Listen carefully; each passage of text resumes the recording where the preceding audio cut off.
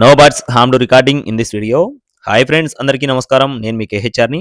ఈరోజు టాపిక్ చూసుకున్నట్లయితే ఈ వీడియోలో భీమవరం జాతి మంచి రిచ్వాటం కలిగిన గుడ్లను అయితే మీ ముందు తీసుకొని రావడం జరిగింది. ఇక్కడ మీరు ఏదైతే కాకి పుంజు చూస్తున్నారో దీనికి మరియు ఇక్కడ కనపడుతున్న పెట్టలకి వచ్చిన గుడ్లను అయితే మీ ముందుకు తీసుకొని రావడం జరిగింది. ఖచ్చితంగా రీజనబుల్ కాస్ట్లోనే ఉన్నాయండి. హై కాస్ట్ ఏం కాదు, అలానే లో కాస్ట్ ఏం కాదు. ఖచ్చితంగా రీజనబుల్ కాస్ట్లోనే ఉన్నాయి. స్కిప్ చేయకుండా చూడండి. పెట్టలన్నీ కూడా మంచి రిచ్ వాటం, మెట్టవాటం కలిగిన పెట్టలుగా బ్రదర్ మనతో వివరించారండి. పుంజు కూడా చాలా మంచి పుంజుగా చెప్తున్నారండి. మంచి రంగు కూడా కాకి పుంజు అనమాట, కోడి కాకి పుంజు.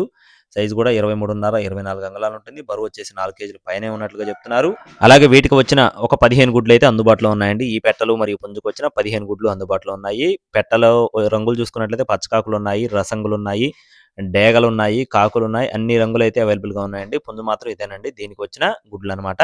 15 గుడ్లు అందుబాటులో ఉన్నాయి. బ్రదర్ అయితే రీసెంట్‌గా ఒక 10-15 డేస్ బ్యాక్ అయితే మన ఛానెల్‌లో పెట్టారండి.